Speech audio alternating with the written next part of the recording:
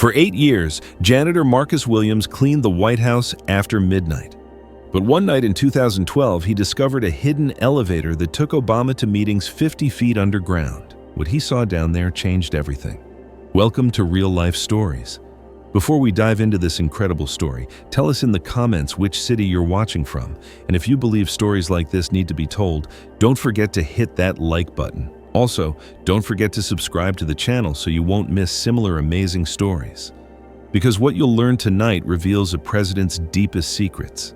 But there's a bigger conspiracy in this story. The people Marcus saw underground that night were individuals who officially don't exist. And the decisions made in these meetings determined America's future, but no voter knew about them. October 23, 2012, White House, 1:15 a.m. Marcus Williams, 45 years old, night shift janitor who had worked at the White House for 12 years. A single mother's son, father of 2 children, a reliable and quiet man. He had worked during the Bush administration too, accustomed to all kinds of secrecy. Marcus's job was simple.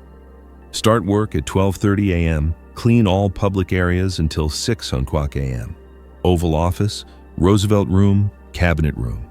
All the important rooms were his responsibility. That night, he had started his work as usual. He began from the West Wing and was progressing toward the East Wing. At 1:00 a.m., while cleaning the Oval Office, he heard footsteps from the corridor outside. This wasn't normal. At 1:00 a.m., only security personnel and he would be in the White House. Secret Service agents moved silently. They wouldn't make such distinct footstep sounds. Marcus approached the door and listened. Obama's voice was coming, but there were other voices with him too.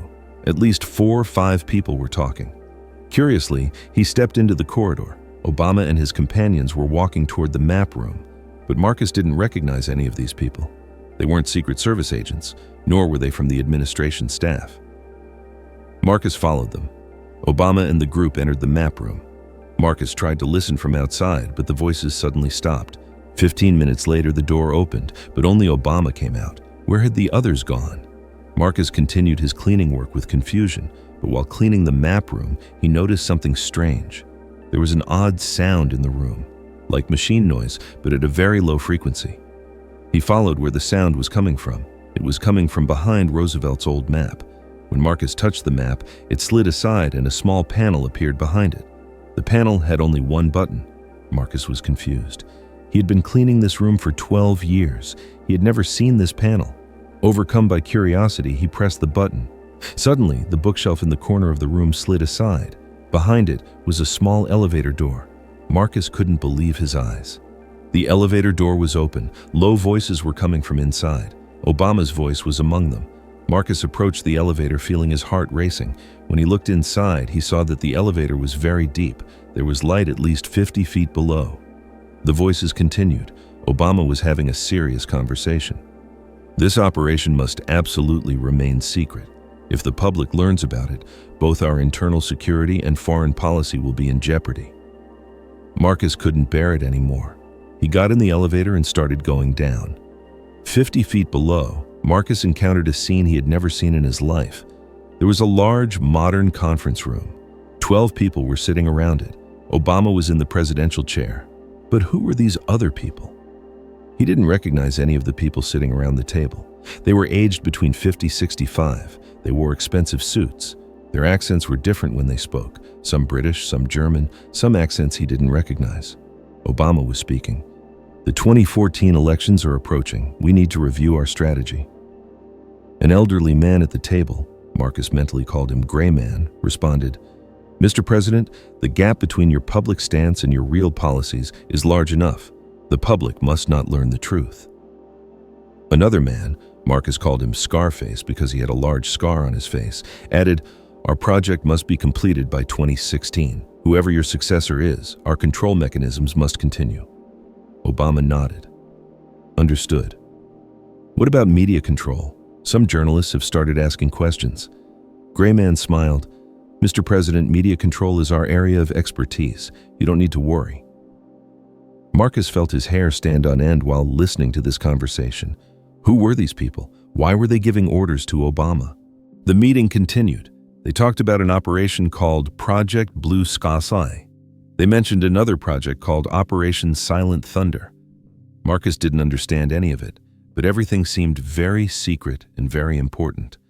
The youngest-looking man, Marcus had called him Babyface, opened the file in his hand. "Mr. President, our candidate for 2016 is ready. We'll make the public think they elected him, but in reality, he'll be under our control." Obama. "Which candidate?" "We can't share this information yet, but don't worry, everything is going according to plan." At this point, Marcus began to panic. These people were manipulating elections. They were determining America's future, but the voters didn't know about it. Toward the end of the meeting, Gray Man stood up. "Mr. President, thank you for your 8 years of service. You have performed your duties perfectly. Now it's time to move to the next phase." Obama. "This hasn't been easy. Sometimes my conscience bothers me." Scarface replied, "Mr. President, don't forget the bigger picture. The sacrifice you've made is necessary for humanity's future." As the meeting ended, Marcus rushed to the elevator and went up in panic. When the bookshelf returned to its place, he was out of breath. In the following days, Marcus was confused. Was what he saw a dream or real? But those conversations were so clear, so detailed. In the following weeks, he began to observe Obama's behavior more carefully. He noticed that some of the president's decisions were consistent with the conversations he had heard that night. In December 2012, Marcus used that secret elevator for the second time. This time there were different people, 8 people, all seeming to come from different countries. Obama was saying to them, "Our Middle East operation was successful. Now we can focus on Asia." A woman at the table, Marcus called her Ice Queen because she looked so cold, replied, "Mr. President, your role is about to end. Your successor will follow more aggressive policies. You're paving the way for him." But Marcus discovered even more disturbing details during subsequent visits to the underground chamber. In early 2013, he witnessed a meeting that revealed the true scope of the conspiracy. "The American people believe they live in a democracy," said Gray Man during one session. "But democracy is an illusion we maintain for their comfort. Real decisions are made here by people like us." Obama looked uncomfortable. "Sometimes, I wonder if we're doing the right thing. I became president to help people, not deceive them." Ice Queen's voice was sharp. "Mr. President, sentiment is a luxury we can't afford. Your job is to maintain stability while we restructure global power dynamics." Marcus learned that the mysterious group called themselves the Architects. They represented interests spanning multiple nations and corporations, operating above traditional government structures. During a March 2013 meeting, Babyface revealed their strategy. Phase 1 was installing controllable leaders in key democracies. Phase 2 involves economic consolidation. Phase 3 begins in 2020 with crisis protocols. "What crisis protocols?" Obama asked.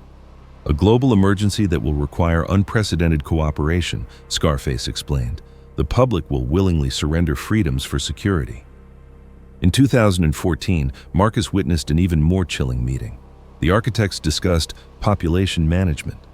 "Traditional democracy becomes unmanageable with current population levels," explained a new member with a Russian accent Marcus called the Professor. Obama stood up abruptly. "I didn't sign up for this. This is too far." Ice Queen's smile was cold. "Mr. President, you signed up the moment you accepted our support. Your family's safety depends on your continued cooperation." The threat was clear.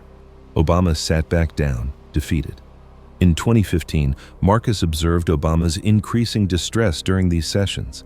The president appeared older, more haggard after each meeting. "I can't sleep anymore," Obama confided to Gray Man. "Michelle asks me what's wrong, but I can't tell her anything."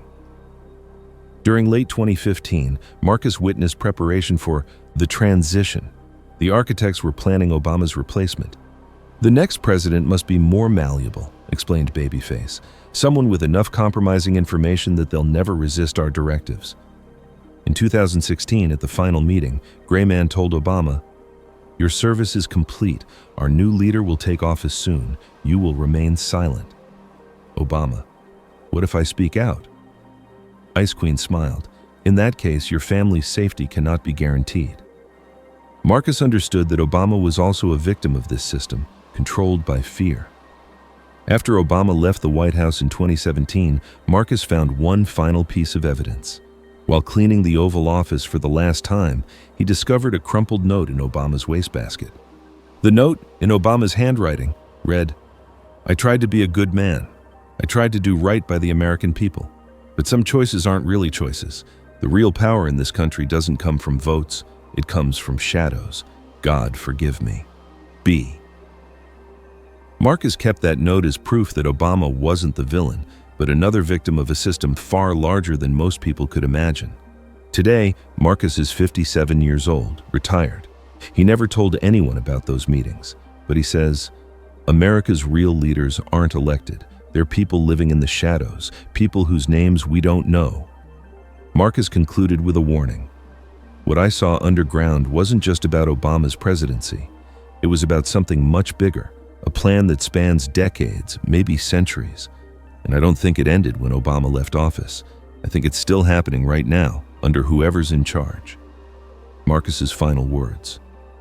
Obama was a good man caught in an impossible situation. But the people who controlled him are still out there, still pulling strings, still making decisions that affect all of us. And until people wake up to that reality, nothing will really change. What do you think? Who are America's real leaders? And are our elections truly free? Share in the comments, because we at Real Life Stories know the biggest secrets are hidden in the deepest places.